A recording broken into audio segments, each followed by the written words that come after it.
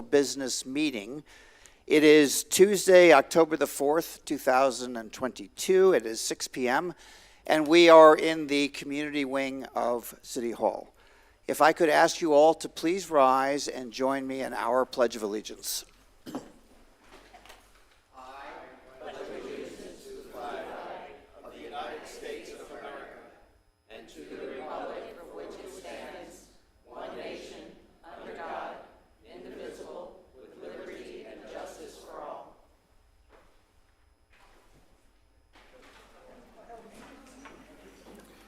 If the clerk would call the roll, please. Mayor Alton. Present. Vice Mayor Branquino. Councilmember Danko. Here. Councilmember Finelli. Present. Councilmember Clufus. Present. Mayor, all members are present. Thank you. We begin with the public participation item of our agenda. In order for city staff to be able to respond to your questions or concerns, please fill out a comment card with your contact information. The comment cards can be found on the table near the agendas or available from the communications and marketing director seated in the back of the room. Public participation shall be held in accordance with Section 286.0114 Florida statutes. And pursuant to the City Council's meeting policies and procedures, each speaker shall at the podium provide their name and may speak for up to 3 minutes. The public may provide comments to City Council relative to matters not on the agenda at the times indicated in this agenda. Following any comments from the public, there may be discussion by City Council. When addressing the City Council on specific enumerated agenda items, speakers shall direct all comments to the mayor, make their comments concise and to the point, not speak more than once on the same subject, not by speech or otherwise delay or interrupt the proceedings or the peace of the City Council. Obey the orders of the mayor or the City Council, and not make any irrelevant, impertinent, or slanderous comments while addressing the City Council, which pursuant to council rules shall be considered disorderly. Any person who becomes disorderly or who fails to confine his or her comments to the identified subject or business shall be cautioned by the mayor and thereafter must conclude his or her remarks on the subject within the remaining designated time limit. Any speaker failing to comply as cautioned shall be barred from making any additional comments during the meeting and may be removed as necessary for the remainder of the meeting. With that, I would open up the podium for any members of the public who would like to come forward and make public comment at this time. Are there any members of the public that would like to speak?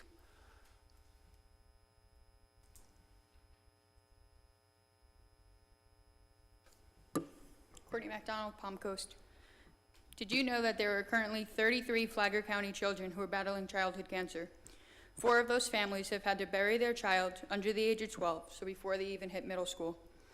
Or did you know that September is Childhood Cancer Awareness Month, but these families, every day is a day with cancer or with the words, your child is sick. 2 weeks ago, our own city held a 5K in Town Center to honor and support these families in this very building, and not one of you could make the effort to show up, except for County Commissioner Andy Dance. Because of all of you are too busy arguing with each other, being rude to each other about a tax increase, or being rude to each other and sitting up there like a bunch of kindergarteners on the playground, telling them to go back to where they came from. Yes, taxes are a major issue, and so is the new equipment that we may or may not need for this city, but at what cost? Aren't the families of the city important? Isn't now my newborn child who's growing up in this city important?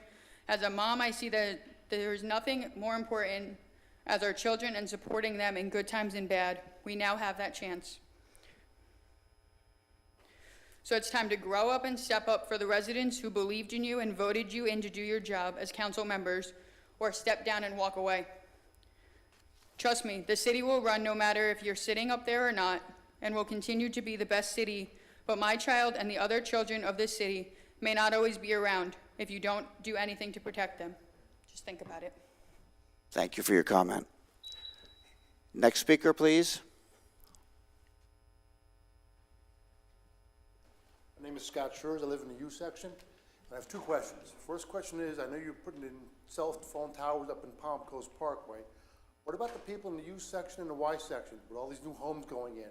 Cell service down here is really bad. It's horrible. I mean, I sit in my own house and it doesn't work half the time. Something's got to be done about that. We need a cell phone tower in that area ASAP, as soon as possible.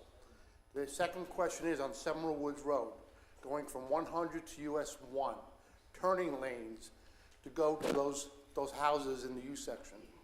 It's going to be a real bad fatality one day when somebody hits their brakes to make that turn and they get rear-ended and get pushed into other cars. You have turning lanes going towards 100, but not going towards US 1, towards the U section.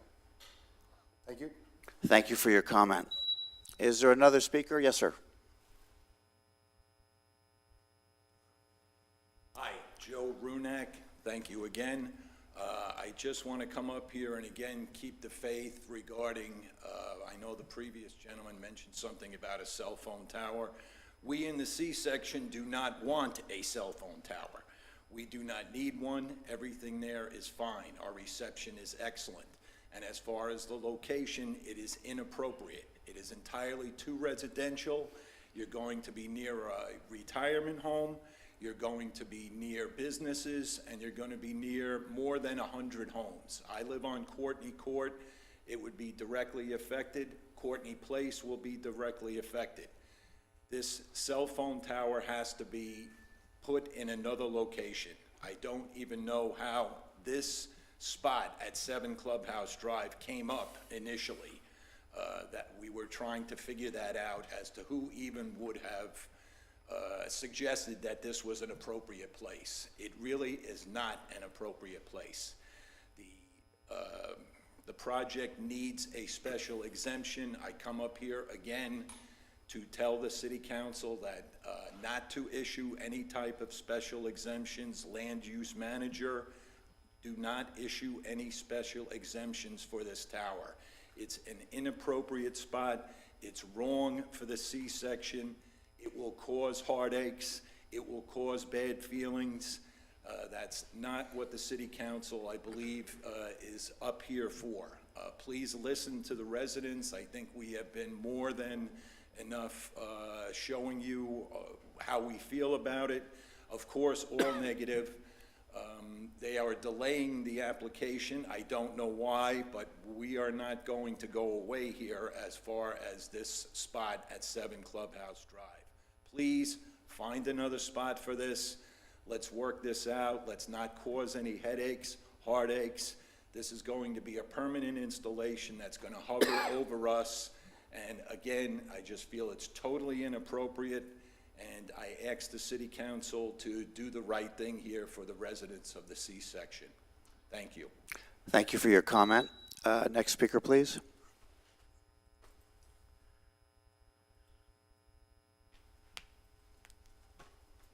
Steve Carr, Palm Coast. I appreciate the city looking into ways to fix Florida Park Drive from the excessive traffic that tends to use it when it's open and being used as a thoroughfare.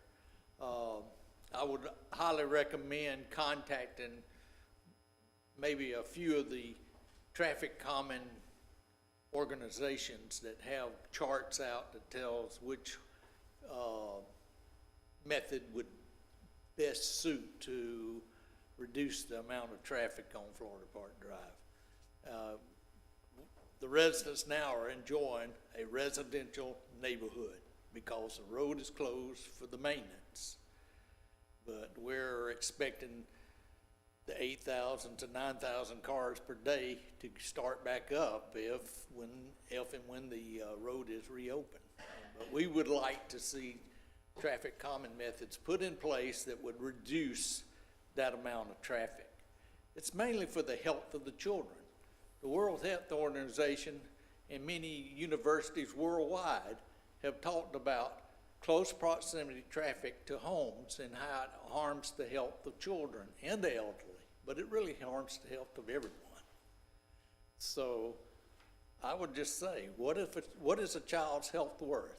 Is it really worth looking into these traffic calming organizations and finding a solution? Thank you. Thank you for your comment. The next speaker, please. Good evening, Mayor. Gene Dowd, Palm Coast resident. As I always try to start off, I'd like to thank all the military, past and present, currently serving, and that have served, law enforcement, fire department, county and state employees, city employees. Yesterday, I was at the county commissioners meeting, and I did mention all the same people, but county manager as well, and the staff. The fact is, thank you to the city, whoever made the decision to say they're closing on Monday or Tuesday afternoon. They put that out Monday. I got my house ready. Jonathan Lord's an amazing guy. He brought up something that was very disturbing, though. At the EOC, people called in and were nasty to some of them, a small percentage. Where did we lose our dignity? Those people weren't home with their families, weren't able to watch what was going on at home, and they had to put up with crap. That's so wrong.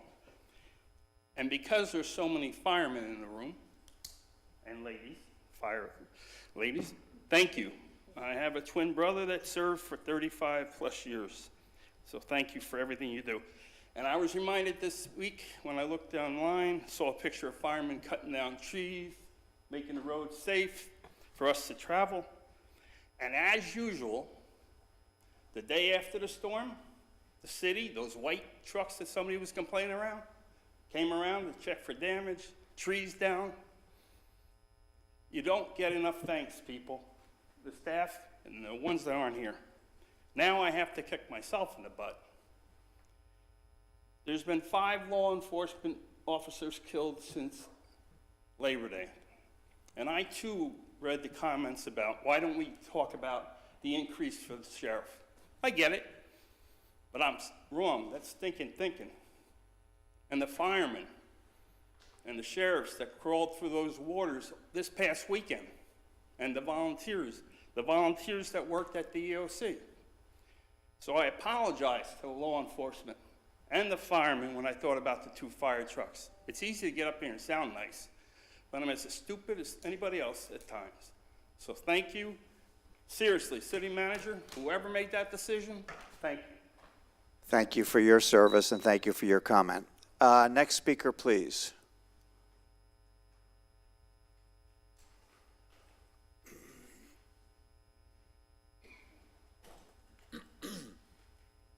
Good evening, Robert McDonald, the City of Palm Coast.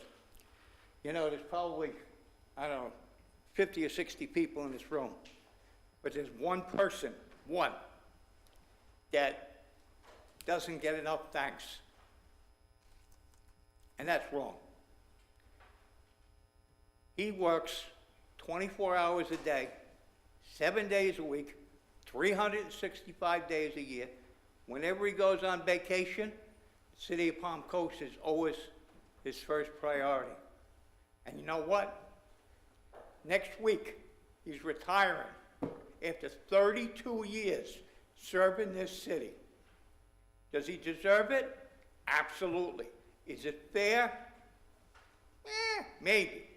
Is it right? Yeah, because he's got somebody coming up right behind him that's going to be just as good.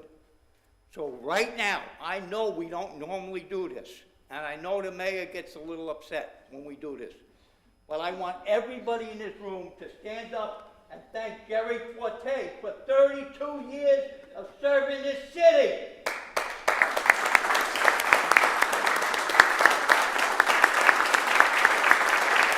Come on, folks, 32 years.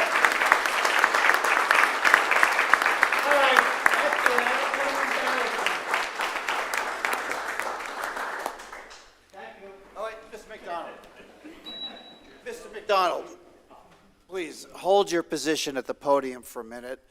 So I have the authority to change the order of activities here for a minute, so just stay right there.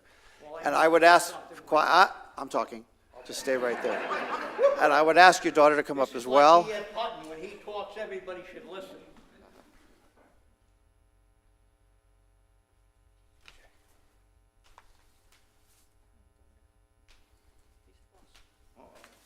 We did something wrong.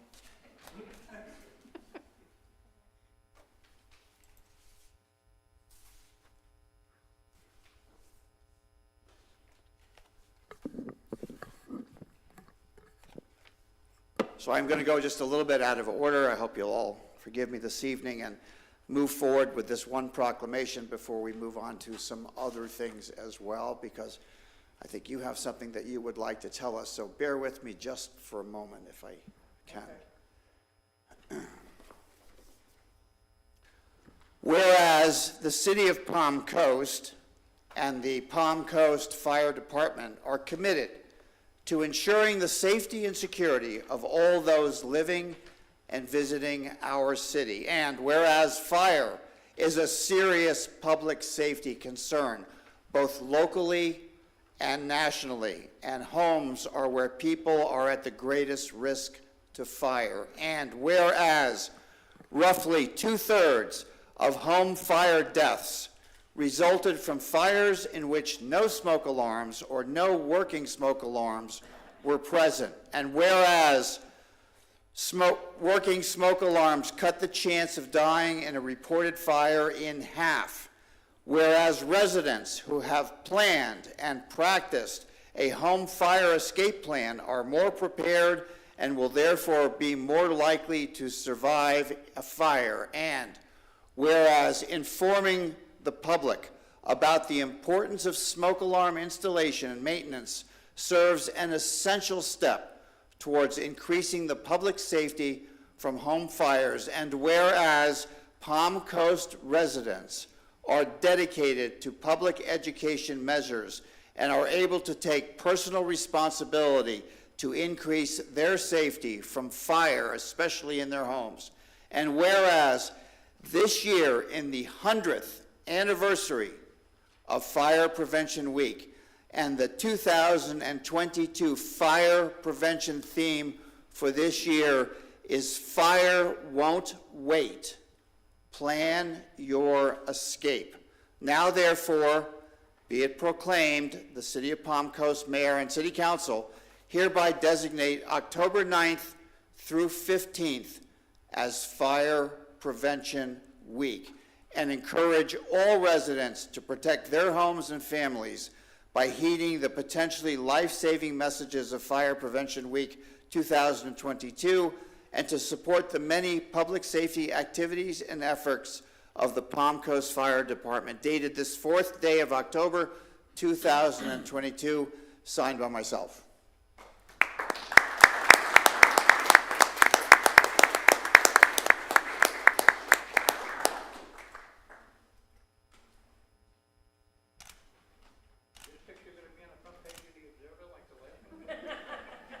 Wait to find out.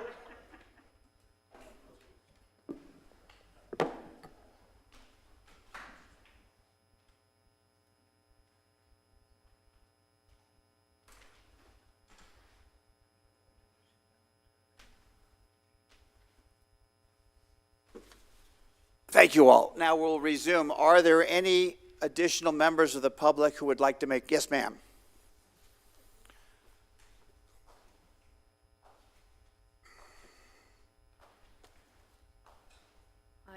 We're Mr. and Mrs. Esposito, Palm Coast residents, and we'd also like to thank the city and the mayor in particular for helping the Woodlands out when we were flooding and coming out to our, thank you for the sandbags, and it was a relief to know that we were being given aid. I do have some concerns, though. I don't know how authentic it is or real, but there is a video that was released on the Woodlands Facebook page, and supposedly it's showing water that was released from I-95, and supposedly this water went into our subdivision. I don't know if that's accurate, true. Maybe it was a combination of things as to why we got water after the storm. I just want the mayor and the council to really put in the forefront the management of water in our city. As these new developments come in, I think the first question has to be, where would the water go when they come in? We can't be the only city in Florida that faces these kind of issues. There has to be things out there. There needs to be some kind of way. This was a tropical storm. Had it moved a little bit north, then it would have been a Cat 1, and then I am positive we would have got water in. We painfully watched from 8 o'clock in the morning till 1:30 in the morning the water rise. The toilets were bubbling. We knew that even if we sandbagged, it wouldn't have mattered. That water was going to come in through the front, through the back, and also up through the toilets. We were very lucky. By 4:30 in the morning, it held, and by 7:30, it receded. We breathed a sigh of relief, but we're really nervous. What happens next time? We see the signs on the roads on Old Kings for new development and the sale of land. We've also seen 2 houses go up in our area. What street is that? Is that Blair? Yes, The two- Blair. Blair, the 2 new houses. We're concerned. Just to interrupt you for a second, in case anybody's not aware, this was after the fact. The flooding occurred after the storm had already left Florida. So, Yeah. just to let you know. But we just want to make a statement about our concerns and hoping that the council and the mayor put water management at the forefront of development in our city. Thank you for listening. Very good. Thank you for your comment. Are there any other members of the public that would like to make comment to City Council at this time? Yes, sir.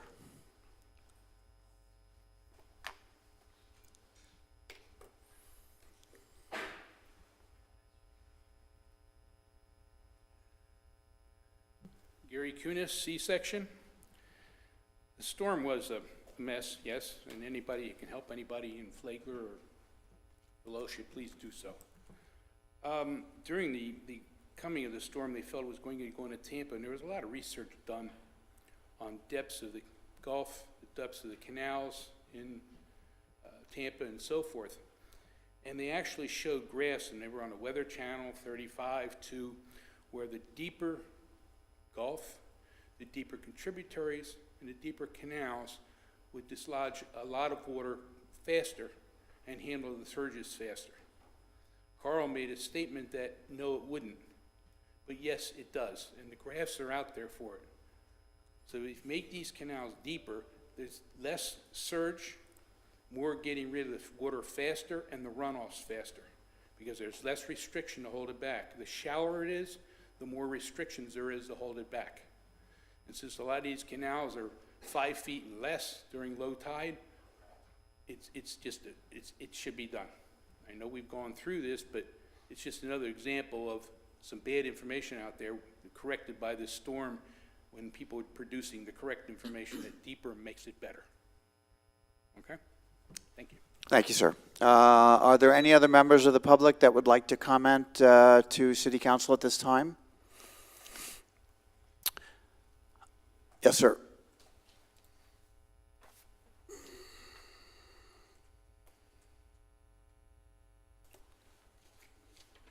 Mr. Mayor, I'm Al Cryer from the Committee on Safety on Cimarron. And last year, a lot of people have asked me about a study that was done in 2008. And I'm going to back you up a little bit here to 2008 because I think it'll bring a great message across to us. And the study we finally showed up this week, it's 272 pages. It was performed in 2008, presented in 2009, and it was on parks and recreations. It was done by the Dickinson Consulting Company. Now, what I did, I gave Virginia a copy of it for the master file, but also I pulled out 5 important summary pages that were in here. And it really shocked me. Number 1, there were 6 top priorities for the city of Palm Coast. You'll never guess what the first one was: sidewalks. The next summary page, they took 41 items that needed attention. Number 1, again, sidewalks. They came back, another summary page, and this was on connectivity and walkable community. Number 1, bold print, sidewalks. Another summary page in the very end, they took all the things that needed attention and prioritized them by getting the ones that should get money first. There was 6 of them listed. Number 1 was sidewalks. And I just couldn't believe it when I opened this thing up. It was just all the way through, and it goes on page after page why we should have it. But and nobody's got the time to read ancient history for 270 pages. But the point I'm making is, what happened in 2009? And I checked around, and the economy took a little downturn here. Also, we came off of a lot of storms, and somehow this thing just dropped right off the table, and we started to revive it about 2 or 3 years ago. And I just don't, and that's why I'm up here now. We're going through a time of after a storm, we got elections coming up, but we can't let this drop. Somewheres in 2023, we have to lock this thing in. I don't care if we do it in portions, I don't care if we do it at 10 feet at a time, but we've got to start it. Also, all of you have bought it this far along. We still got a ways to go, and I'm counting on everybody here. Thank you very much. I took up my time, and thank you for listening to me. Thank you for I have a copy of this for you. I have all those sidewalks highlighted. Thank you. Thank you for your comment. Are there any remaining members of the public that would like to address City Council at this time? Seeing no one, I will close this section of the agenda for public comment, and we will move to agenda item E, which is a request for a motion regarding the minutes of the City Council for the September 20th, 2022 business meeting, and also the September 21st, 2022 special budget meeting. I ask for a motion. I have a motion to approve. May I have a second? And I have a second. Any discussion? All in favor, please signify by saying aye. Aye. Aye. Any opposed? Does the clerk have the count? Motion passes 5-0. Thank you. We move to agenda item F next, which will be our presentations and proclamations, less one. And our first presentation will be regarding Hurricane Ian. So,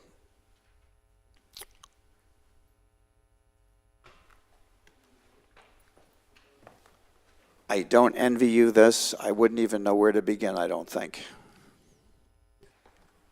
Good evening, Mayor and Council. Kyle Berryhill, Palm Coast Fire Department. Lauren Johnston, Assistant City Manager. And we just wanted to give you and the public a quick update on our response to Hurricane Ian over the last several days, and just tell you what we're doing and what we're continuing to do as we move through this. So our preparation for an event such as this is continuous. The vision for us is that we need to be prepared for anything that happens in the city, whether it's a hurricane, a pandemic, a significant wildfire season. So part of the tasking of the fire department is to help prepare that through our emergency management division. And we work with all city staff to continuously prepare for emergency operations. Before storm season, staff works with community partners and county emergency managers so that when the crisis point comes, we're confirming things that we've already established, and we're touching base on places that we're familiar. The Palm Coast Fire Department Emergency Management works with all departments to prepare the Comprehensive Emergency Management Plan, or SEM. The SEM contains a hurricane go, no-go list, and that list begins in February with items such as making sure Public Works has 50,000 sandbags on hand, ready to go. And there's a tremendous amount of items that are time-stamped and measurable so that we can be sure that we're prepared as we enter the season. It's been a significant point from Ms. Bevan and Lauren that we be prepared for this, and so we've talked about it consistently. We did have the tornado watch situation that happened earlier in the year that helped us to kind of make it sharp for everyone as well, to bring it to focus. Each department identifies benchmarks to accomplish through the event, from preseason preparation all the way through recovery. And then each event, such as this one, is an opportunity for us to review this plan through a thorough after-action review and to make improvements. It's not an attempt to pat ourselves on the back, but a critical review of our effort and how we can improve. We always attempt to be data-driven in our decision-making and in our actions here in Palm Coast. So staff utilize and continue to utilize analytics to target resources for maximum impact. You can see on the slide some of the maps that we utilize, some of the things that we receive from our customer service portal. The green and purple map is a map of how far stormwater or how far Public Works has gone in checking streets on a second pass. That's how they were this morning. It's a lot more green this evening. So the red map is one that lays our FP&L outages over our PEP system so that we can utilize to deploy our resources appropriately. Existing customer service processes that use GIS technology, it continues to be effective. We don't throw it out, we keep using it. Things like stormwater real-time canal level data informed us of risk areas for flooding, so we were able to target messaging to evacuation zone C that we were concerned and that they needed to be prepared. IT also developed specific, additional EN-specific tools that we use to supplement what we were doing so that we could be continually prepared and making the most impact with our resources. Emergency responders throughout the county work together, and we all utilize a community hazard survey GIS tool that all agencies were able to access throughout the storm to see places that are pain points, places where we needed attention, and also places that were going to be hazardous so that we could be especially aware when we were there.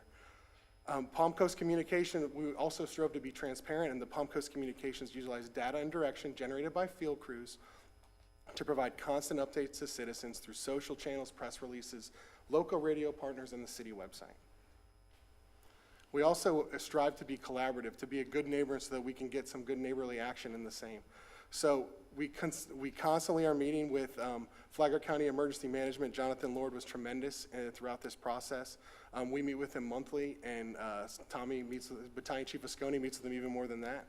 And we participated in daily updates from Flagler County Emergency Management, sometimes multiple times a day.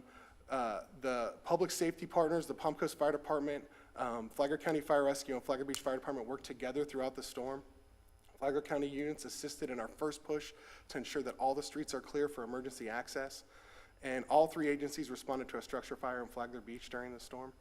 In my time with the City of Palm Coast Fire Department, I've never seen such a collaborative effort from the public safety agencies.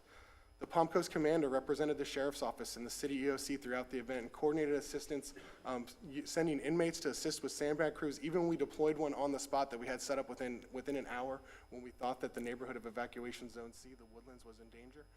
And they also performed a non-emergent rescue of a family that was impacted by a flooded area.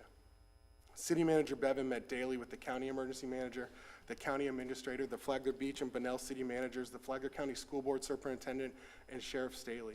And in that meeting, we went over policy issues such as the curfew that was enacted countywide, and we heard that maybe a few less of our residents could go to Flagler Beach for a couple of days so that we could help them to recover and we could be a good neighbor.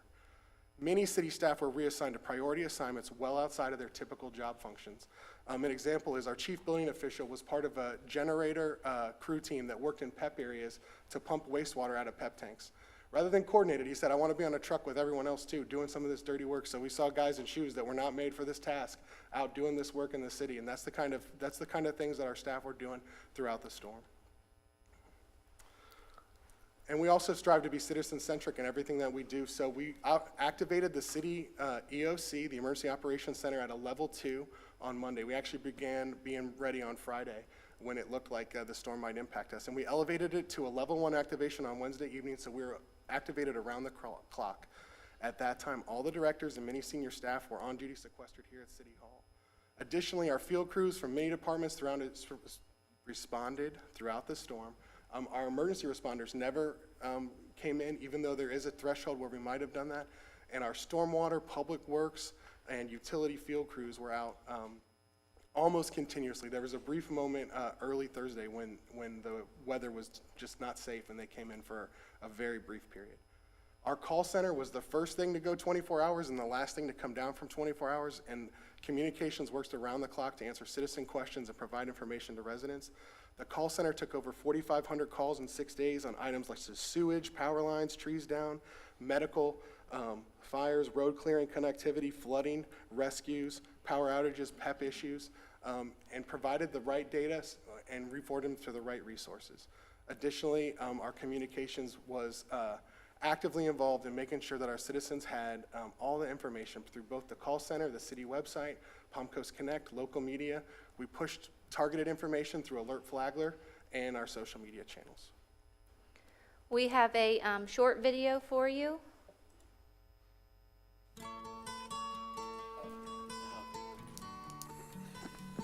Hi, Palm Coast. I'm Lauren Johnston, Assistant City Manager. We know that this has been a stressful week for the residents in the wake of Hurricane Ian. And while we were able to ride out the storm, we are not quite out of the woods yet.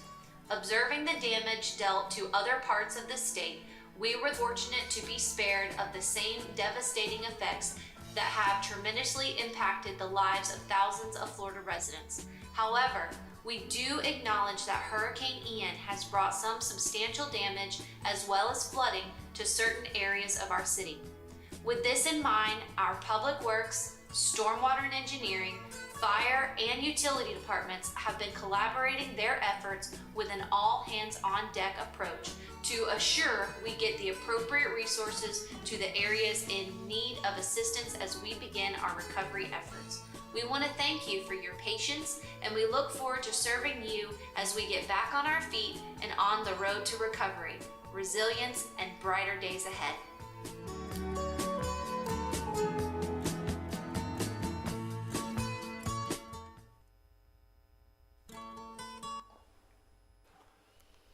So that was a summary of some of the things that we were trying to do to protect our citizens and our city assets throughout the storm. Do you guys have any questions? I just want to make one really quick comment because it's overwhelming for us up here. I'm sure other council members will have a comment, but the biggest takeaway I get from your collaborative effort is that this was also a training exercise, because what you learned and what you put to use, thanks to Chief Forte's long, hard work in the past, becomes a document that lives and grows for the future. So as good and exceptional as it was, it will be even better next time. And that's just a tribute that, I can't offer more strongly than that. And I would also just ask City Manager, any comment at this time? So the presentation you heard tonight was very comprehensive, very thorough, and from my insight on looking at our leaders and how well they performed, I'm just incredibly proud to serve as Palm Coast City Manager. That's all I have. Council members? It's almost unfair to mention one department because, look around. Every single one of them were up to date, up to everything. You guys did a phenomenal job. I'll save some of my comments for toward the end of my comments because it's kind of unfair to mention one and not the other. So I want to make sure I put everybody in the same umbrella. Thank you. If I may, I would like to extend a thanks to everyone involved, all the way from the top to the bottom of the EOC, our city staff. I think the communication was very, very good. We were fortunate that the storm took the turn it did. I think now that we are in a situation where we can look back retrospectively and do a post-mortem like we talked about, we can try to analyze where we didn't perform so well. And I think as a council, we have some places we need to look into. I think the low-lying lands in the woodlands is something that needs to be paid attention to. I think we did a tremendous job responding to a situation that was rapidly occurring and evolving. And now it's our job as a council to go back, ensure that we have everything in place and perhaps infrastructure issues to resolve some of the higher level things. But out in the field, everyone did tremendous, and I'm sure you're all exhausted, and I'm thankful for all of you being here. But all I can say is thank you for keeping everyone safe. Thank you, Councilman. Councilman, any comment? I'm going to echo what Nick just said. Good. You guys did a fabulous job, and I'm glad we got through this. Minimal amount of damage. I know some folks had some issues, but you guys, again, just great job. Same here. I have a heart just full of gratitude for each and every one of you, again, from the top to the bottom, for all that you did for me, my family, the citizens of Palm Coast. It was amazing. I at no point ever felt unsafe. I knew you were there. The communication was great. And thank you for everything. And some of it, no matter how much you prepare for, you're never going to truly be prepared. So thank you for the quick on your feet thinking to resolve issues as they came up that we didn't even know may happen. So we appreciate everything that you did. And also to our citizens for their resiliency. It was beautiful to see everybody come together on social media, help each other, and then after the storm as well. So thank you, guys. So just before we close it out, there'll be much more to talk about as we move forward with this, but just a quick shout out to Commander Reynolds, who sat at the head of the table for communication. I'm not sure everybody in the room knows that. Every minute of every hour of every day that the sequestered group was sitting there. So thank you for that as well. Thank you very much for the presentation. Thank you, Mayor and Council. We'll now move forward to item number 4 under Agenda F, which is a proclamation regarding Domestic Violence Awareness Month. And Vice Mayor Branchino will deliver the proclamation.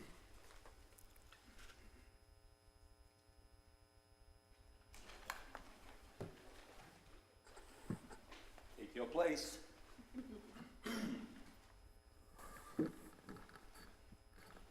And why not? Once again, forgive me for my back towards you. Heroes, that's what you are. Heroes. Let me take my glasses so I can read. I'm very glad to read this proclamation to you all. Whereas home should be a place of warmth, unconditional love, tranquility, and security, and for most of us, home and family can indeed be counted amongst our greatest blessings. Tragically, for many Americans, their home is tarnished by violence and fear. And whereas family violence is a crime that transcends race, religion, ethnicity, and economic stature, and one of its greatest tragedies is its effect on children. The eyes are going.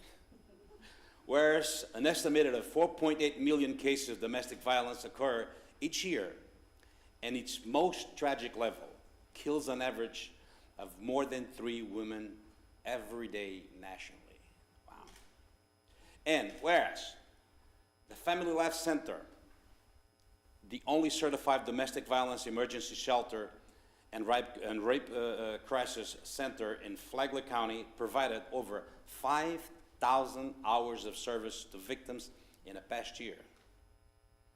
And whereas each October, the formal recognition of Domestic Violence Awareness Month allows the community to acknowledge and show their support for the victims of this horrific crime.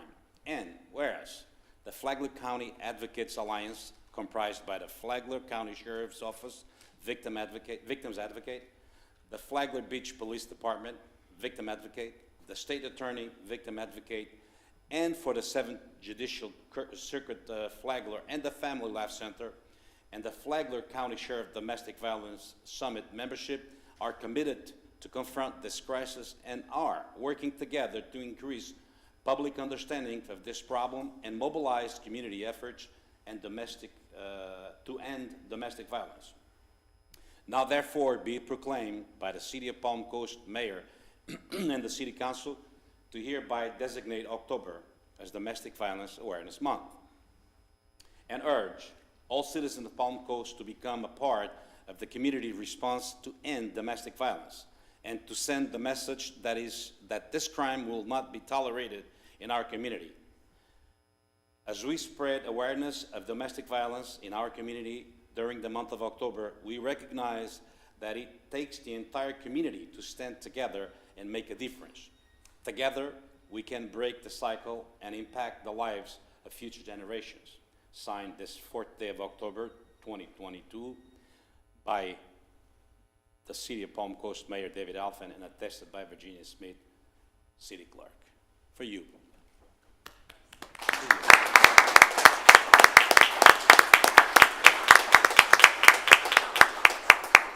I'm glad that this is on a personal note. That's about 30, I believe 30 or 35 years ago, the United States Attorney General came up with a specific guideline, number 17, if I'm not mistaken, a specific guideline just for domestic violence. Thank God somebody actually saw this as a problem and became a problem that we are all fighting for. On a daily basis, okay, emergency workers, being it fire, police, EMTs, EMSs, whatever you want to call them. They all respond to that. And it's one of the most, and I'd say this based on experience, one of the most tragic experiences when you go over a house and you see a family destroyed, when you see kids, when you see all of that, that actually affects you. If you're a human being with a heart, okay, nothing prepares you for that. And it's one of the most dangerous situations for police officers when they respond. In certain situations, one police officer cannot respond alone to some of these things. That's how dangerous it is. Because anybody who's willing to commit violence on their own family, most of the times is deranged. And that's what you come up and you talk to victims of the deranged people. So for that, once again, thank you very much. And I would like for you to accept this and say a few words. Oh, that's whoever you choose to. I'm sorry, here we go. That's okay. I want to hide the microphone myself. No, please do. Good evening, Mayor, Council. Thank you so much for taking time out of your meeting this evening to read this proclamation. We know how important it is for raising awareness in our community for domestic violence and how prevalent it is here in our community. As you can see, I forgot to introduce myself. I'm Candace Wilkie. I'm the Domestic Violence Services Coordinator at the Family Life Center. But I don't do this work alone. Our CEO, Trish, most of you know, and our Sea of Advocates and Flagler County Sheriff's Office, along with all the others that you mentioned, EMS, Fire Department, we don't do this work alone. We have a domestic violence task force. John Finelli is part of that. We work together to try to recognize the barriers and gaps and provide wraparound services to survivors to ensure that they receive the support that they need. This month, we have a lot going on, so we wanted to share some of that with you. This evening, we brought the agenda for our Rise Up, which is our second annual conference, which we would love for you all to be able to attend. We are Family Life Center and the Flagler County Domestic Violence Task Force are hosting that at Daytona State College next Friday, October 14th from 9 to 1. It will be a series of 8 sessions that will educate the community on domestic violence criteria, from Domestic Violence 101 to campus safety, college campus safety, educating the faith-based community on how to recognize domestic violence in the Bible. So we would love for everyone to come. You can register through Eventbrite. The link is on our Facebook page and our website, and we that is free to all of the community. So we would love for you all to attend. Mayor Alphen, thank you for your purple tie, because we all know purple is the color for domestic violence. And with that, we are asking everyone to wear purple on Thursdays, take pictures, post it to social media, tag Family Life Center, and I think we're gonna do a scavenger hunt throughout the community where painted rocks will be out there. So look for more information on that. Again, thank you so much for your support for the work that we do. Anybody else want to? No? Okay. Thank you so much for your time.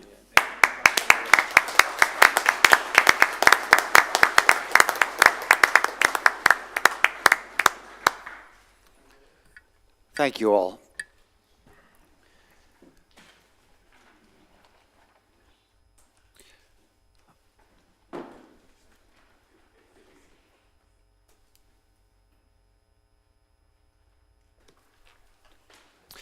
We'll now move forward on the agenda to item number 5 in section F, which is a presentation of the 2022 Intracoastal Waterway Cleanup results.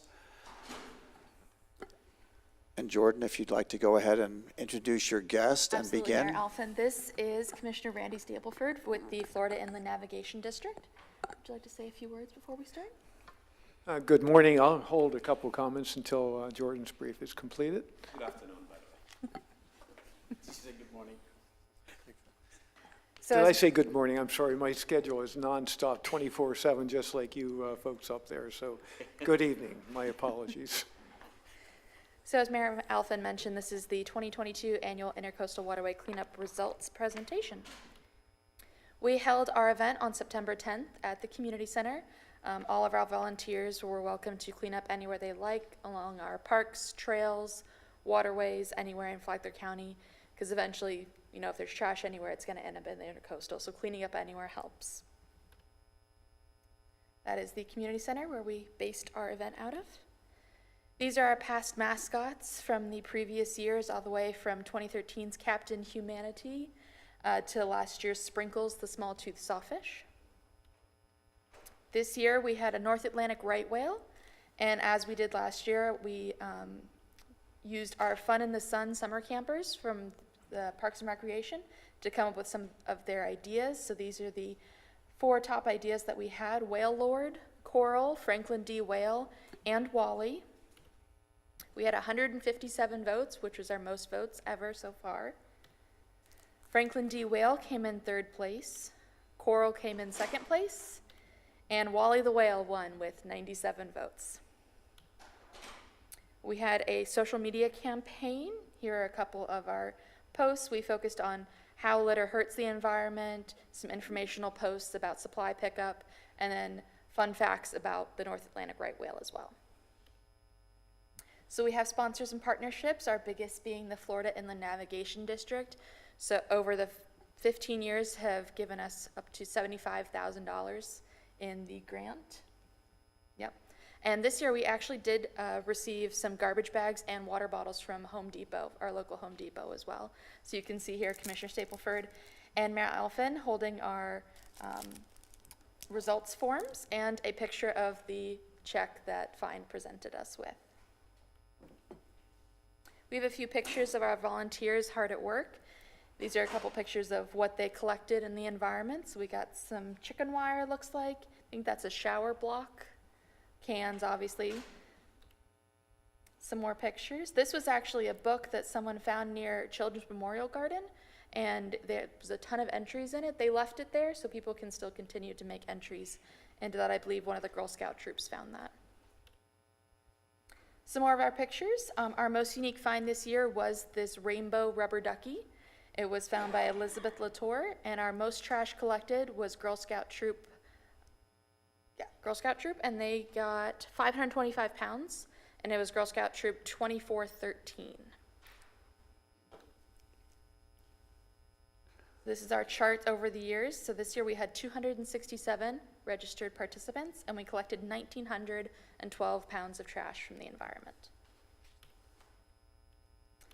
So next year our event will be on September 9th, and these are some preliminary ideas for what our mascot could be for next year. We have an osprey, a red snapper, or possibly a cannonball jellyfish.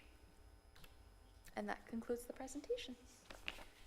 Captain, do you want to say a few words now? Sure. Thank you, Mr. Mayor.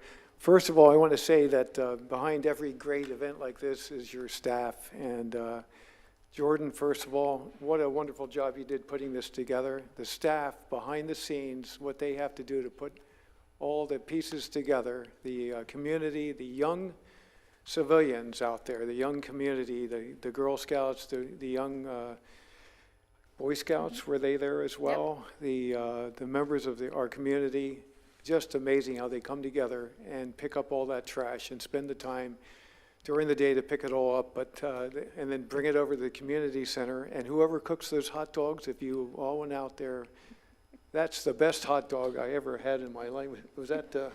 Thank you, Mr. Tyner. Mr. Tyner. And Mr. Oh my Papa. God, that was unbelievable. So thank you for doing that. That's a big help for us. I mean, that's a $5,000 check that we put out. It's your money anyhow. It's the taxpayers' money. It's worth every penny to go out and clean up that mess in the Intracoastal Waterway. And we'll do it every year. All you have to do is ask for it, Jordan. Mm-hmm. And I'll be here every year to bring a $5,000 check, and be happily every year to present that to each of you to go out there, get a new shirt, put some color on it. We'll be happy to do it again every year. Thank you very much. So I will have one more thing to say after any questions that might come toward Jordan. So let me just comment that this has very much become a signature event of the city of Palm Coast, but not just the city of Palm Coast, quite frankly, the entire county. And there's one takeaway that I'm not sure that we always are able to share, but while I watched the group and saw those pictures, what you had, and I'm kind of fond of saying this these days, is look what we can accomplish when we all work together. So I saw families with their children coming together to work to do this cleanup. Now, how wonderful is that you've got families and kids working together for a great cause in this wonderful city? I just tell you, it makes your heart beam. It's an amazing sight. It makes you feel good all over. Now, if I could add one more thing, I'll look to Denise, our city manager, for this comment. But during the summer, Carl put together a briefing for the waterfront park.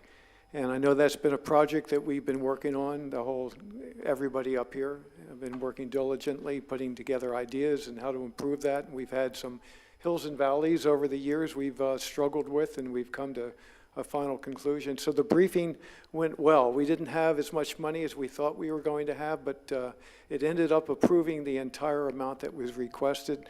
So the board met this last month, and we went over the numbers, and so I can say tonight, I won't ruin on the 18th, Denise, I think what you're going to present to the city, but I'll spoil some of the noise.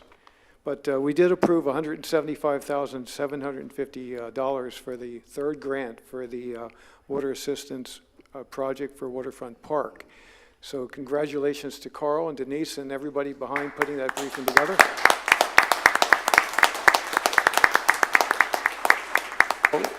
The next check I will be presenting to the city will be the 3 grants that for the Waterfront Park, which will bring the next check from $5,000 to $533,000 I'll be presenting to the city. So good work. Let's make sure the media gets that percentage increase correctly. I'll make a comment on that, but I'll hold that much later, Mr. Mayor. But thank you, Jordan, for all the work you put into the cleanup. Appreciate it. Any questions? Thank you so much for your presentation. If I could just make one note, I'll be absent on this following meeting. I would just like to extend my gratitude to Randy Stableford for everything he's done, not only for the community, but also Waterfront Park is one of the true hidden gems left in Palm Coast. If you haven't been there, you need to go take a morning, take an afternoon, whenever you want to go stroll by. I am so thankful for the incredible progress that I have seen on this council since 2016 and even prior to that. So I just wanted to extend a warm thank you. I won't be here next week, but thank you for everything you're doing in the community. You're welcome. Very good. Thank you both. Thank you, Jordan. Great job.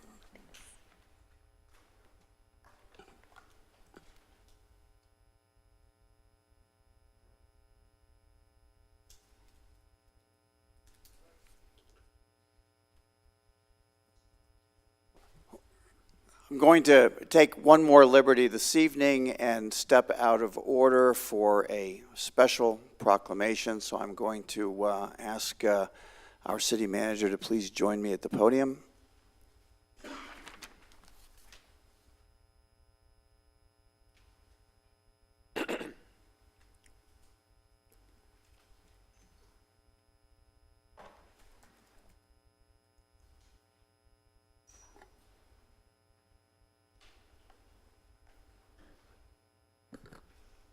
And I would ask the city manager if she would be so kind as to escort Chief Jerry Forte to the podium.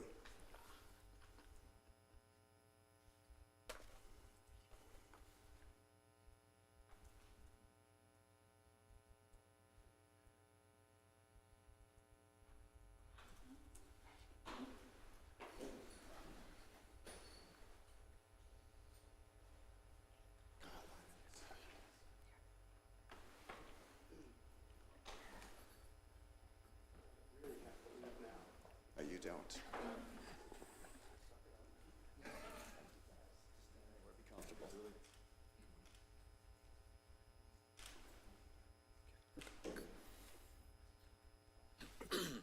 The proclamation.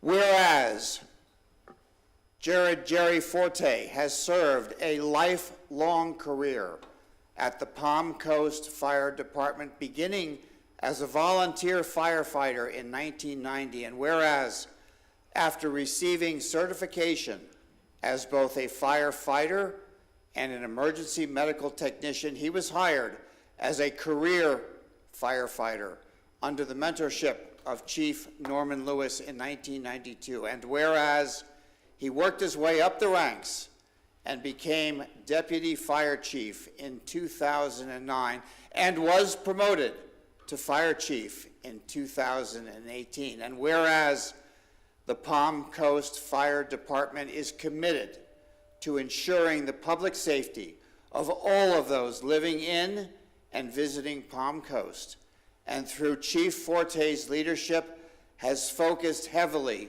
on succession planning, mentorship, and I will pass this to our city manager.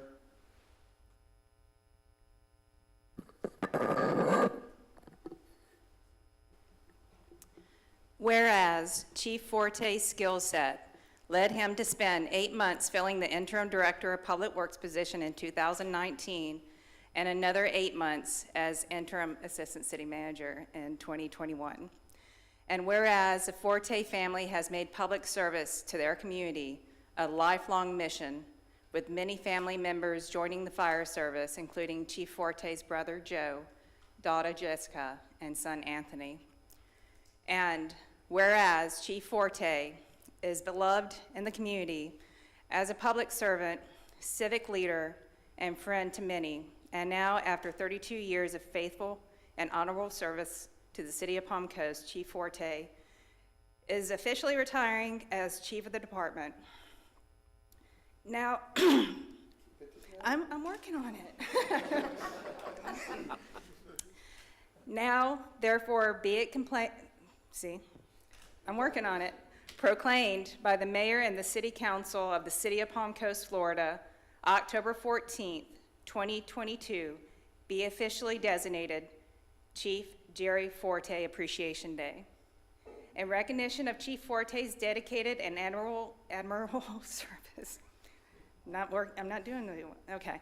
To the citizens of Palm Coast, we wish Chief Forte great success and happiness in his future, and we are forever grateful to have worked alongside him. Signed this 4th day of October 2022 by Mayor David Alphen and witnessed by Virginia Smith, City Clerk.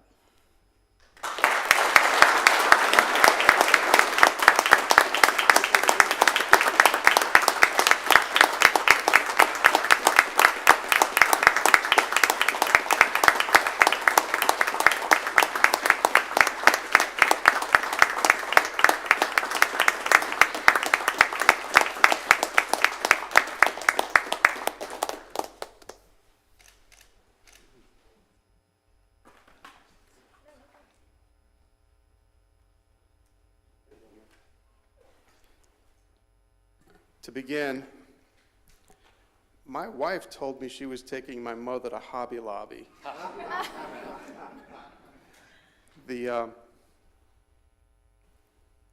This city has never had such truly good people working in it as it does at this moment. I can spend hours talking about the wonderful men and women behind me, but everybody that I am in contact with every day shows me how important it is to be good to the people around you. And that's why it's a little hard to leave, because it's so good right now. But I know by moving forward now, the department's only going to get better. The city's going to get better. And with the talent and the wonderful people that I have shared my life with for 32 years, it's not going to crescendo. It's just going to get better than this.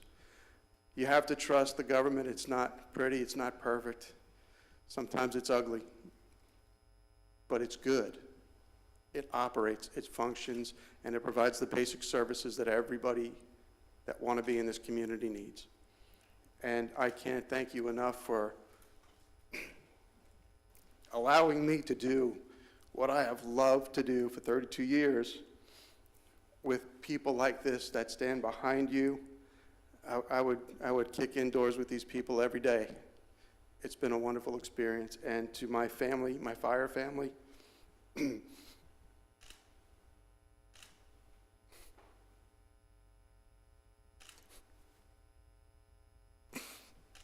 I'm going to miss you all. Thank you.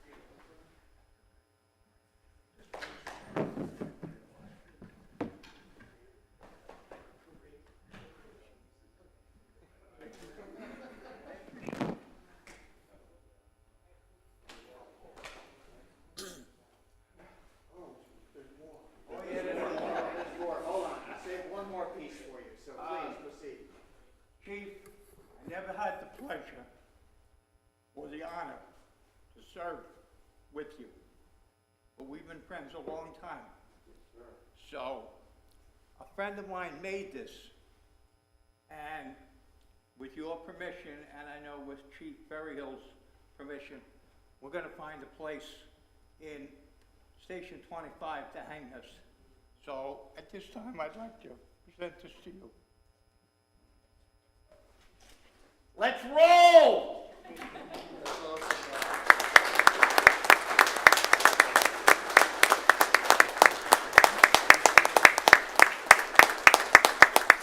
That's gonna look nice hanging in the firehouse, in the day room.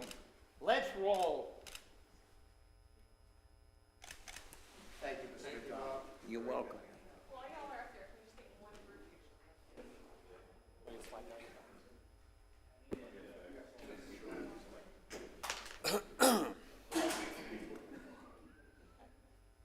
Hope my bull that doesn't flash the picture. All right, ready? 1, 2,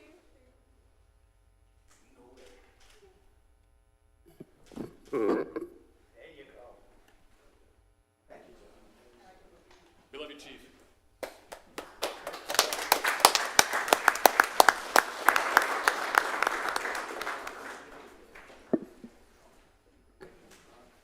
Oh, me? No, no, no.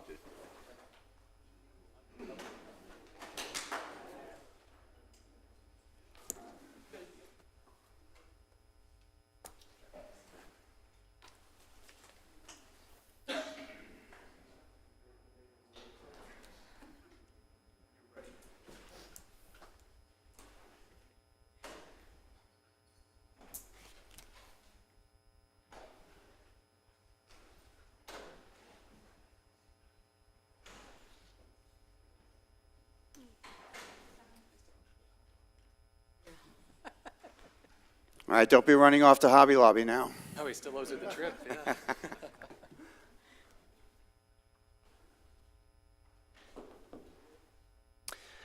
Before we begin today with the city council portion of the meeting, I want to take a moment to discuss city council processes relating to approval or denial of items presented to council at all business meetings. For each workshop, city council receives a comprehensive overview of each item, and at that time, it is council's opportunity to provide opinions and ask questions on each item. Just as a reminder, items that are quasi-judicial in nature will require council to base their decisions on only what is presented at the scheduled public hearings conducted at the scheduled business meetings. The purpose of a business meeting is for council to review and weigh all the evidence and take action, with decisions based on all information presented both at the prior workshop and today. If I would ask council to please read in the ordinance number 6 under item G. Yes, thank you, Mayor. This is an ordinance amending the boundaries of the Seminole Palms Community Development District, an ordinance of the City of Palm Coast, Florida, amending the boundaries of the Seminole Palms Community Development District pursuant to Chapter 190 Florida statutes, providing for severability, providing for conflicts, and providing for an effective date. As you've seen this before at workshop and at first reading, no changes have been made since the last time. I do have the presentation if you'd like to see it, but other than that, staff is ready to take action. I would ask City Council, do you have any questions at this time on this particular item? There are no questions at this time, so I will open the item up for public participation. Are there any members of the public that would like to comment on this item at this time? Seeing no one approach, I will close public comment, come back to the dais. Any further? I have a motion to approve. Second it. And I have a second, Councilman Danko. Any further discussion? So roll call vote, please. Vice Mayor Branquinho. Yes. Councilmember Danko. Yes. Councilmember Finelli. Yes. Councilmember Clufus. Affirmative. Mayor Alfin. Yes. Motion passes 5-0. We move to item number, thank you. We move to item number 7, and Councilor, if you would read number 7 in for us, please. Yes, this is an ordinance of the City Council of the City of Palm Coast, Florida, amending Section 2-36A meetings of the Code of Ordinances of the City of Palm Coast, providing for severability, providing for codification, providing for conflicts, and providing for an effective date. Council members, this is a change, as we've discussed before. You've seen this prior. This is regarding the election results and the meeting after that, and it's allowing for flexibility, so there's not, we're going from a set date to a date after the election results are certified. And the understanding is that we won't have to have this discussion again. This opens us up for the future. That's correct. Very good. It just opens you up to any type of change or for Yep. whatever happens. Any questions from City Council this time? Seeing none, I will open the item up for public discussion. If there are many members of the public that would like to comment on this item at this time, please come forward. Seeing no one come forward, I will close public comment. Back to the dais for any additional discussion. I have a motion to approve. Councilman Danko, is there a second? Second. I have a second from Vice Mayor Branquinho. Any further discussion? Roll call vote, please. Vice Mayor Branquinho. Yes. Councilmember Danko. Yes. Councilmember Finelli. Yes. Councilmember Clufus. Mayor Alfin. Yes. Motion passes 5-0. We now move to section number H in this evening's agenda, and these would be ordinances of first read. And item number 8, Councilor, if you would read that into the record for us, please. Of course. This is a rezoning application number 5153 concerning the Oak Trails ALF rezoning, an ordinance of the City Council of the City of Palm Coast, Florida, providing for the amendment of the official zoning map as established in Section 2.06 of the City of Palm Coast Unified Land Development Code, amending the official zoning map for 9.81 acres of certain real property generally located at the intersection of Old Kings Road and Oak Trails Boulevard, and more particularly described in the attached Exhibit A, to rezone from suburban estate to public, semi-public zoning district, providing for conflicts, providing for severability, and providing for an effective date. Jordan, you have a presentation for us, please. Good evening again, Mayor, City Council. This is the Oak Trails ALF rezoning. This is the background on the site. So you can see this is the site outlined in red. This western portion of these parcels was rezoned in 2018 from COM1 to MFR2. It remains MFR2 to this day. This portion in red was not involved in that rezoning, and this is 9.81 acres. This is the future land use map. You can see here it is green belt, and public semi-public is an allowable use within the green belt flume designation. The light green here is suburban estate, which is usually 1 acre single-family residential lots. They are proposing to change it to public semi-public, which you can see over here. There's some other public semi-public zoning in the area.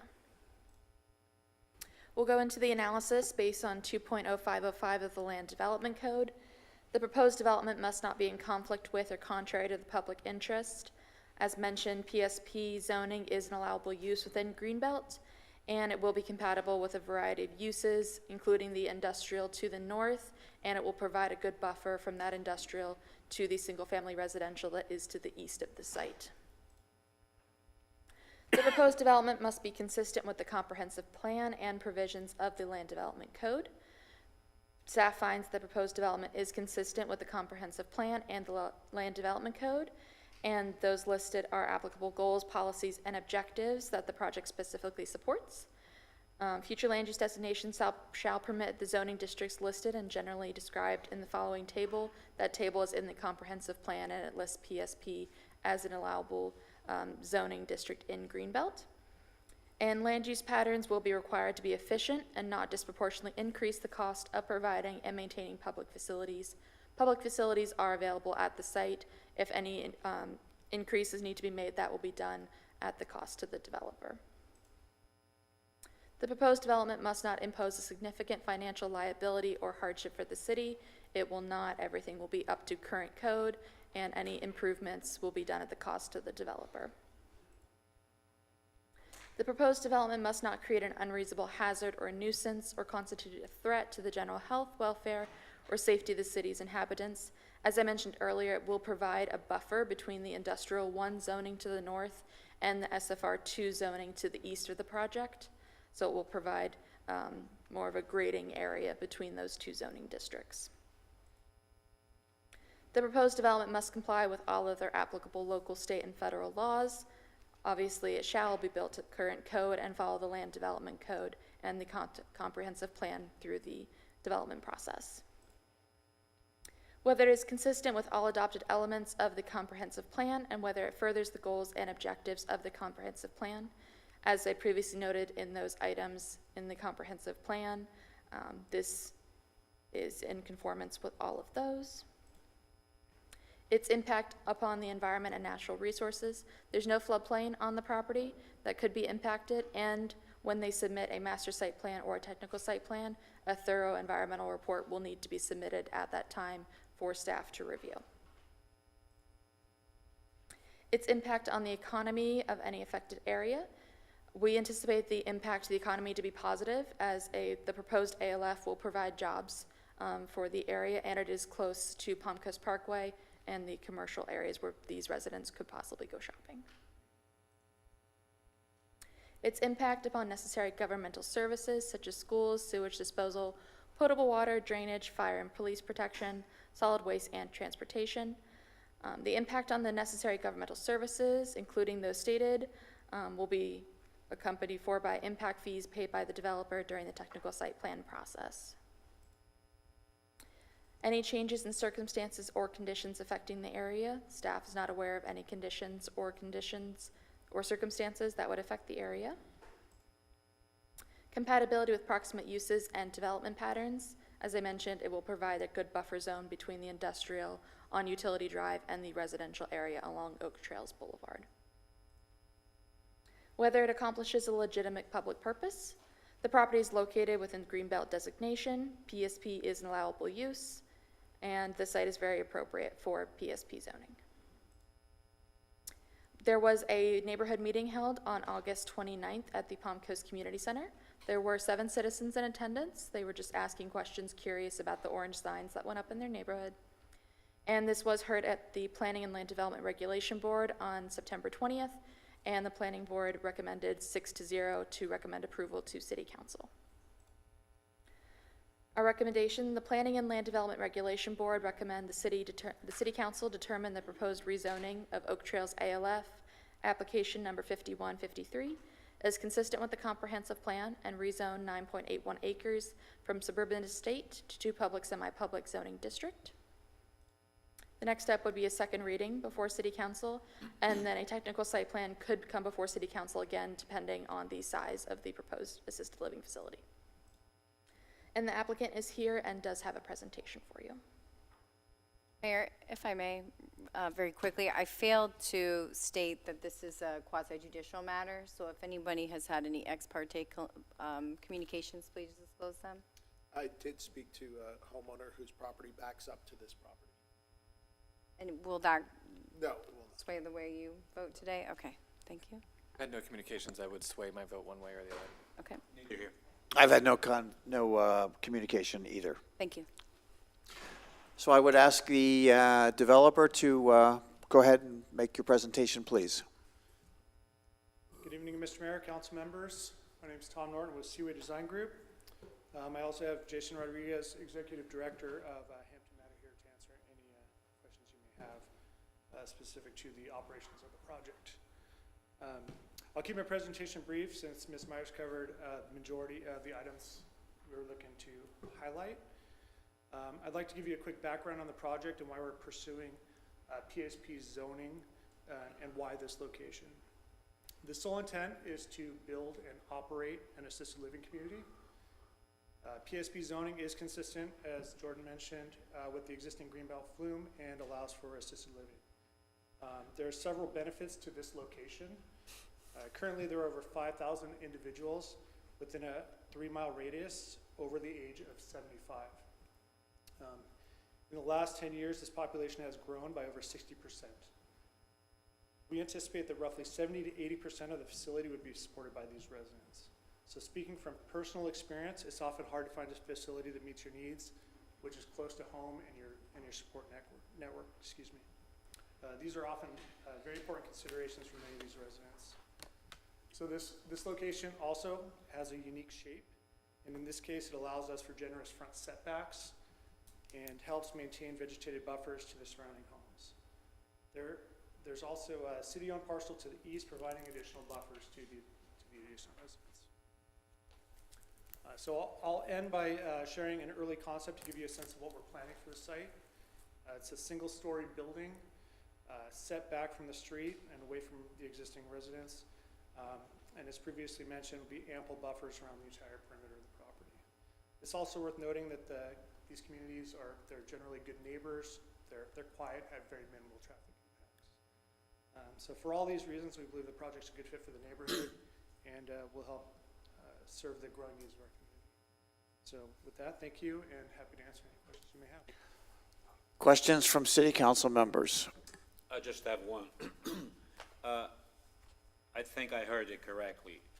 Your sole intent is to build an assisted living facility. That's correct. Nothing else. That's it. Beautiful. Thank you. Councilman? No questions. Okay, I have no questions. Ms. Jordan, would you go through the procedure again? There'll be a second read, but you said there also will be... There'll be a second read before yourselves for adoption of the rezoning, and then depending on the size of the assisted living facility, it could come back before city council, or it could just go to planning So board. if it raises above the threshold, okay. Yes, sir. And the PLDRB unanimously voted in favor of approving the zoning. Yes, sir. Very good. Thank you. I think we have no other questions at this time. I would open this item up to the public and ask if there are any members of the public that would like to comment on this item at this time. Seeing no one come forward, I will close the public comments section for this item. Any further discussion by city council members? I would just say thank you for the nice presentation, Ms. Myers. I appreciate it. Thank you. And due to the fact this is only the sole intention to build an assisted living facility, I would like to make a motion to approve this. I have Vice Mayor makes a motion to approve. May I have a second? I'll second it. I have a second from Councilman Clufus. Any further discussion? Roll call vote, please. Vice Mayor Branquinho. Absolutely, yes. Councilmember Danko. Yes. Councilmember Finelli. Yes. Councilmember Clufus. Affirmative. And Mayor Alfin. Yes. Motion passes 5-0. Thank you for the presentation. We'll now move to the resolution section of the agenda and item number 9. Counselor, if you would be so kind. Yes, this is a resolution for the interlocal agreement for public school facility planning.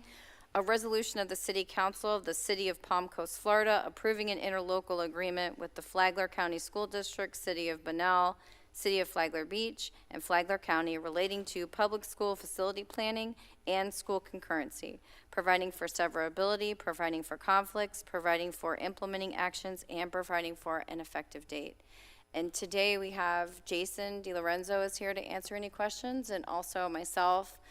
We work together with the other jurisdictions. As you know, this matter's come before you previously.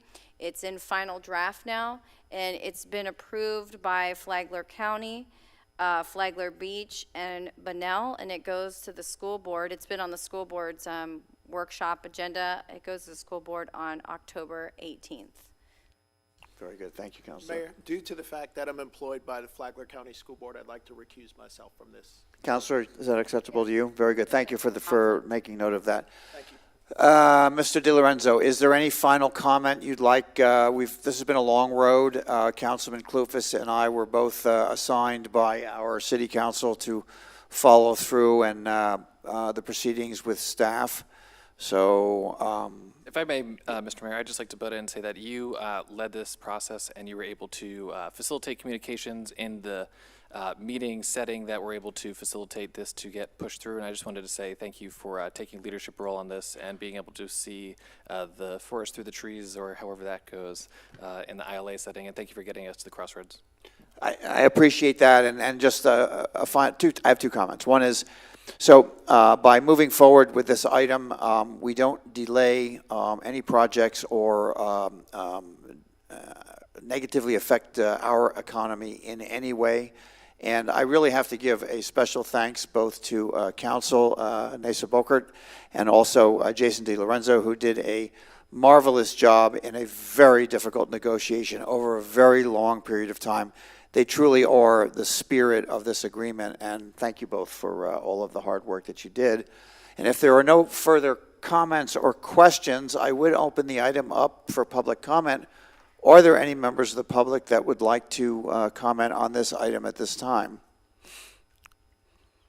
Seeing no one come forward, I'll close public comment. I'll come back to the dais. Any further discussion? I would just like to second the incredible effort between Jason, staff, and Nesa. Yeah, I missed that the first time, but incredible effort. Thank you so much for getting along with all the attorneys, which what I hear is not always the easiest thing, but thanks for being successful.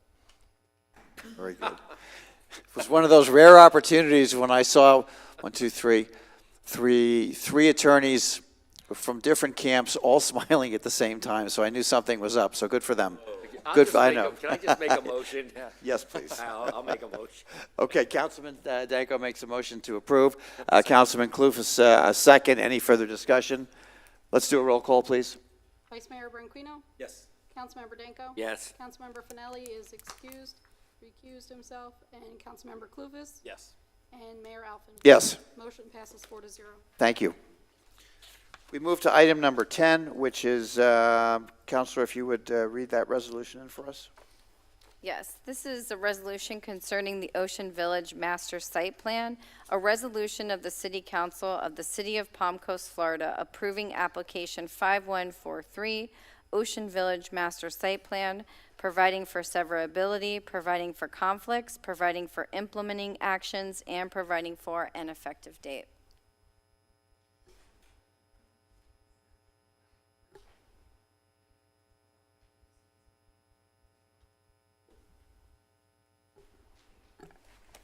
Sorry, just some visuals that will help with the applicant's Floor presentation. is yours.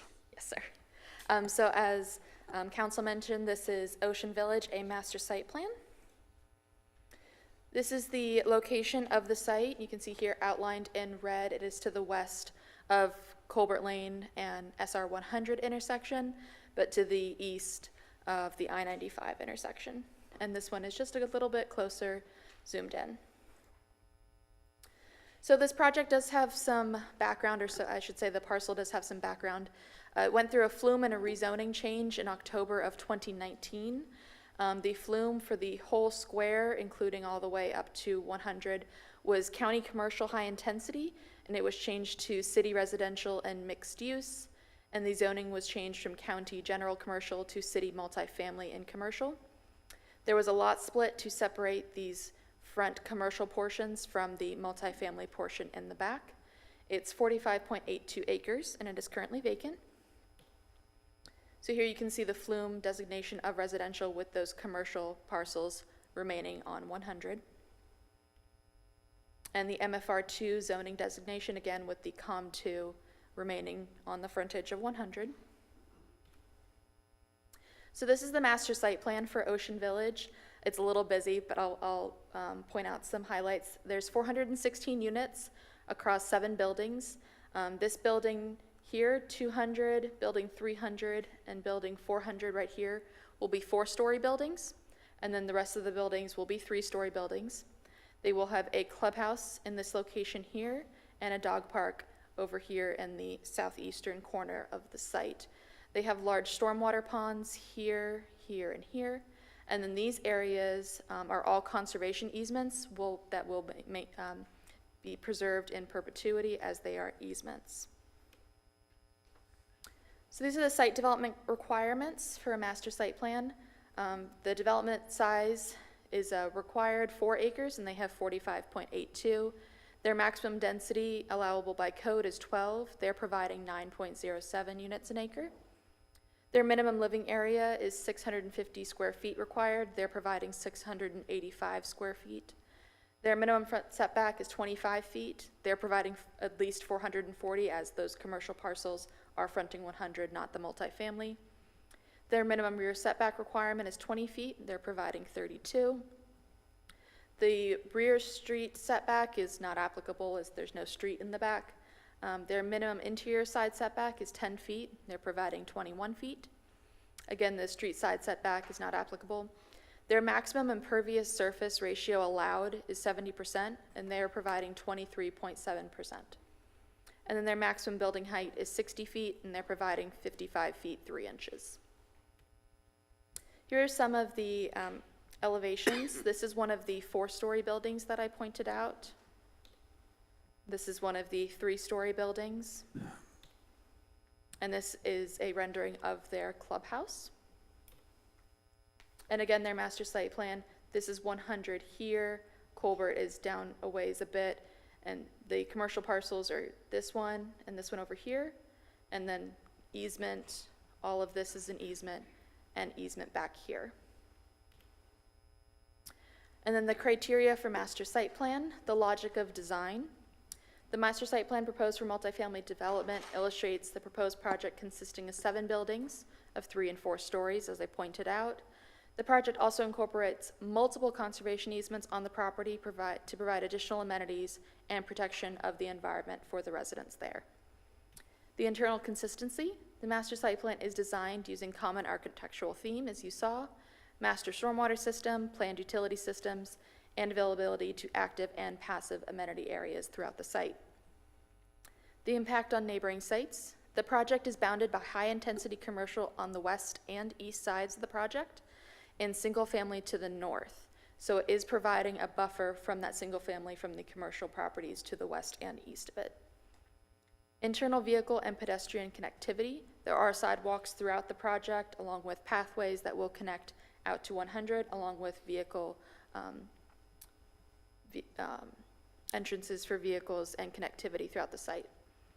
The public benefit from the project, and the project will allow for a wider diversity of housing opportunities to be available in this area of Palm Coast. And then we go into the analysis based on the Land Development Code. The proposed development must not be in conflict with or contrary to the public interest. This development is not, as I mentioned, it provides a good buffer from the single-family project to the north, buffering it from the 2 high-intense commercial projects to the west and east sides, along with those large conservation easement areas. The proposed development must be consistent with the comprehensive plan and provisions of the Land Development Code. The text is a little small, I apologize.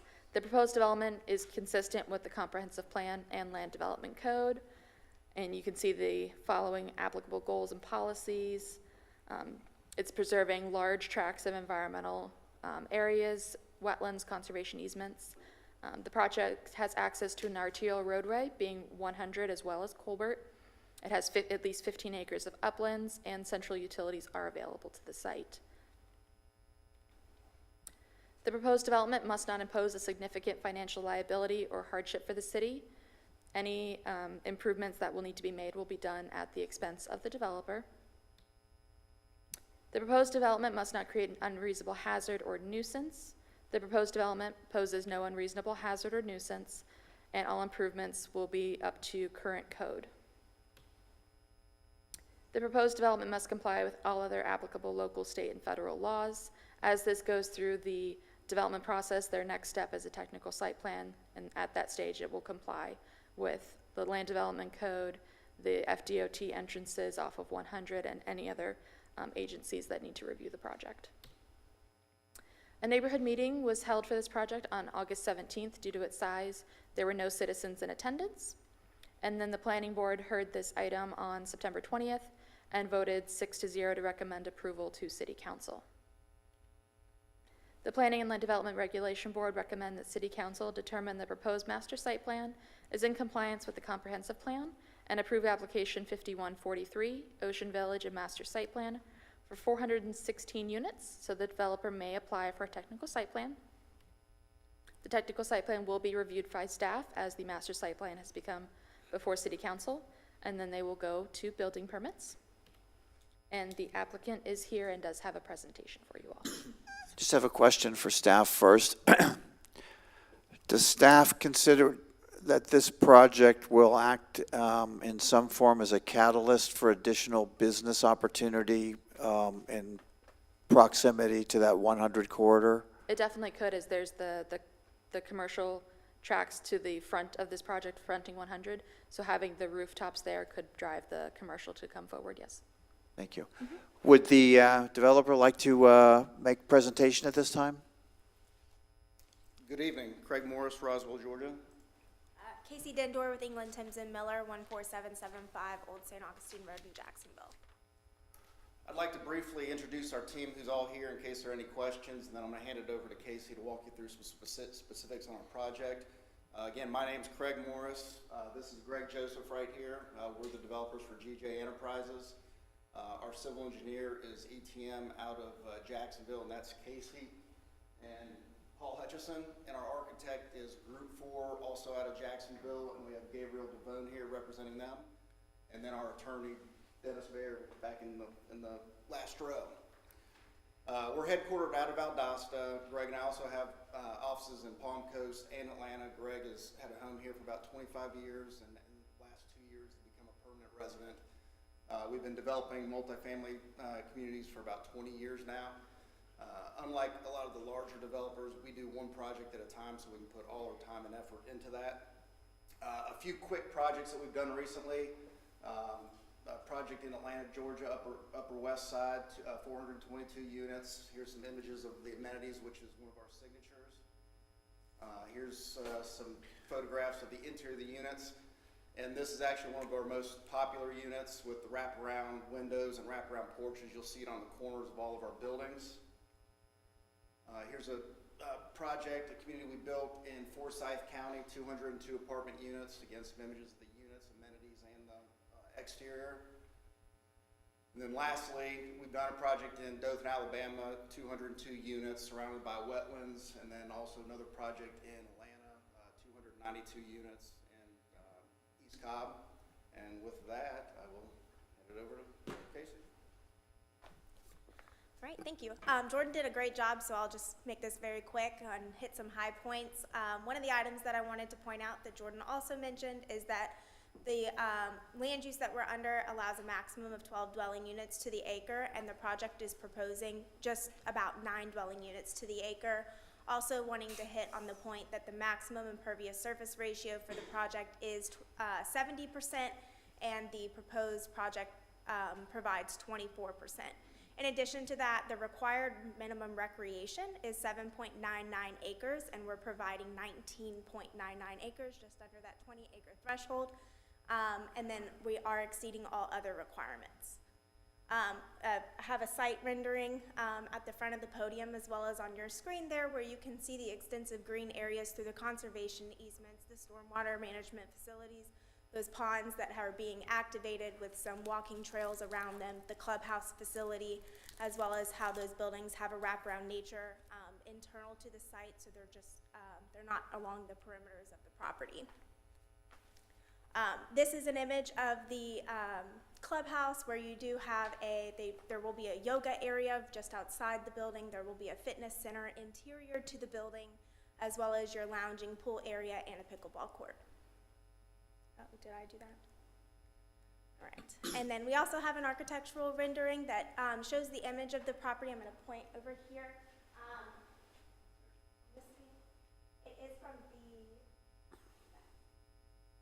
It's from the back of the site, approximately around building 300 looking towards, or excuse me, it's from the clubhouse looking towards the back of the site towards building 300. back to the recreation and amenities, the site will have a clubhouse with social lounge, coffee bar, business center. There will be a fitness center with cardio and strength training equipment. The pool, a resort-style pool with outdoor kitchen, cabanas, fireplace, and social areas. There will be a dog park on site with a pet spa so people can take their pets to be clean. And there will also be abundance of leisure spaces and detached garages and bicycle-friendly amenities. There will be a total of 416 dwelling units. Those will range from 1 to 3 bedrooms with the unit size of 685 square feet minimum for those 1 bedrooms up to 1366 square feet. Those are top-of-the-line interior units with features such as wood-style floors, gourmet kitchens, quartz and granite countertops, large walk-in closets, high ceilings, stainless steel appliances, and private balconies and patios for each of the units. Those 4-story units that Jordan pointed out during her presentation will have elevator access. With that, I'll close, and I'm available for any questions that you may have. I just have a question. Can you underscore the future responsibility for common areas, infrastructure, roadways will reside within the community? Yes, sir. Okay. All right. City council members, I would ask for questions at this time. Any questions at this time? I just have a couple of comments. Please. I'm sorry. Go ahead, go ahead. I was just going to ask to confirm that this will be gated and it's going to butt up to SR 100 and that the gates will be closed, not during construction, but post-construction. I know that there was a little discussion going on with what's happening over in Grand Landings. At what point do the gates actually become something that is implemented? Is that something that's too far in the future? Is that these gates were... Usually we do it right after we open. Okay. And this... Open during the day for construction, close Understood. at night. And this is a single-phase project, right? We're not looking at multiple phases into the future. This is contained in itself? Okay. I'm just curious because there's different parcels of land that have had infrastructure improvements along Colbert, but this seems awesome. So, yeah, thank you.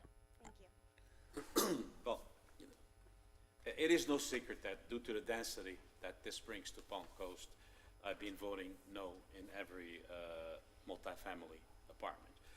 We having a new 416 apartments, being that a bunch of them is going to be 685 square feet.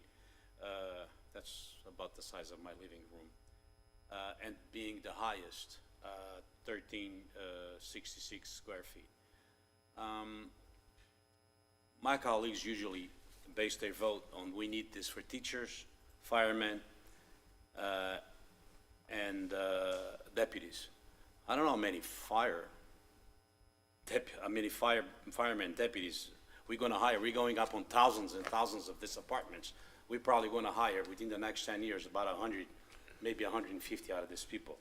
And it has nothing to do with against you, because I'm pretty sure you do a beautiful job for what I see. It's just that the density I'm not too fond of, and I'm thinking about changing the name of Palm Coast to Palm Can of sardines. That's what we're going to be called in the future, if we keep on going this way. Thank you, that's it. Additional comments, please. Just a couple questions, and I know this is early, but your guesstimation on the cost of rents? Cost of rents. And I know this is looking into the future, but. We're still doing a lot of due diligence, but. Well, for Class A apartments, the minimum state of Florida right now is close to $2 a square foot. We'll be competitive with any other Class A properties in the area. Okay, and you folks said you had done a project in East Cobb, in Georgia. I used to live there. I'm just curious. Village. Where? West Village. Oh, yeah, okay. Did that back in 2008. All right. Yep. Piggybacking on that real quick, there's no age limitations or age restrictions planned with this community. Okay, perfect. Cool. Understood. Thank you. I did have just a question for the city. So this master site plan is well within the thresholds of all the required uses of this property? Very as well well as within.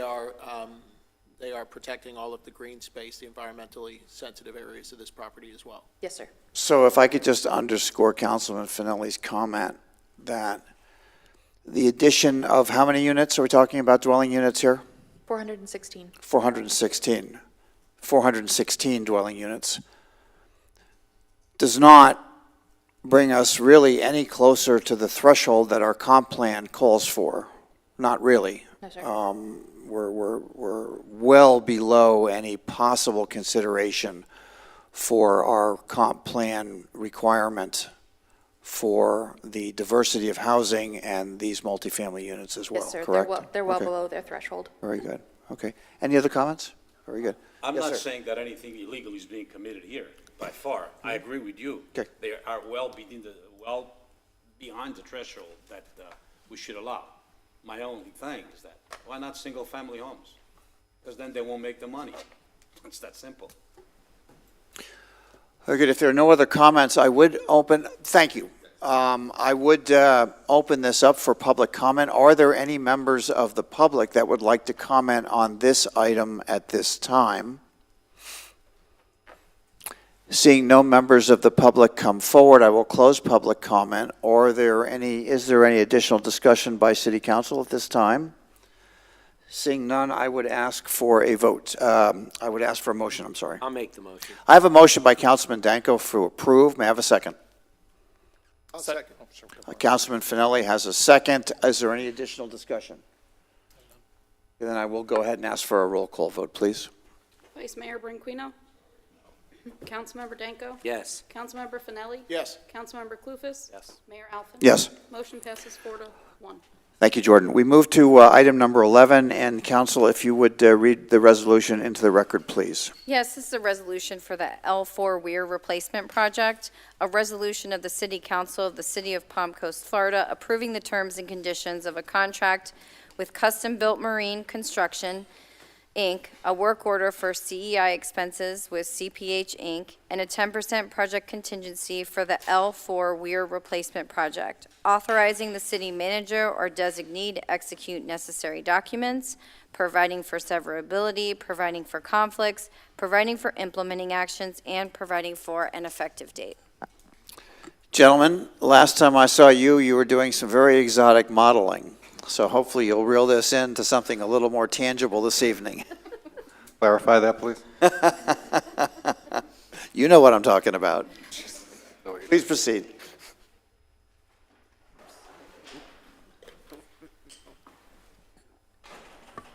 Good evening, Mayor and Council.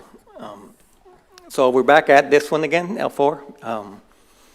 This is a water control structure, L4. It's located in Royal Palms, very close to the Town Center Boulevard intersection.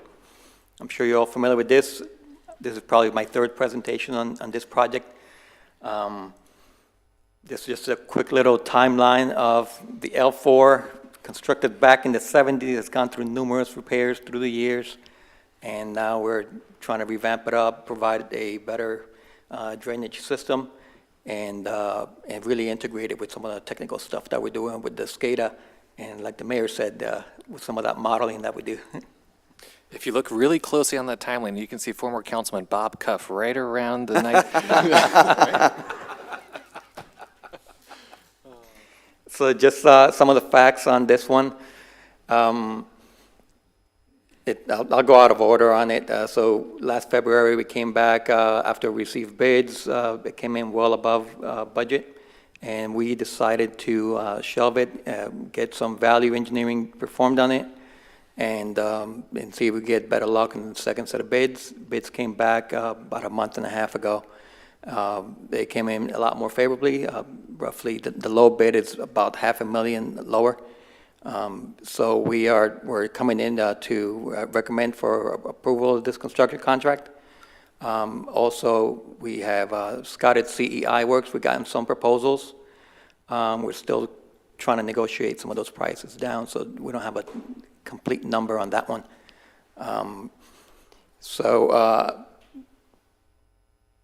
Out of the, also we're trying to approve the project contingency in case there's stuff that we need to repair or change as we go through construction.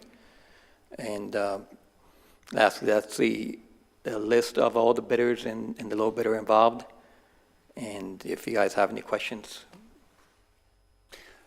Council members, any questions on this technical item?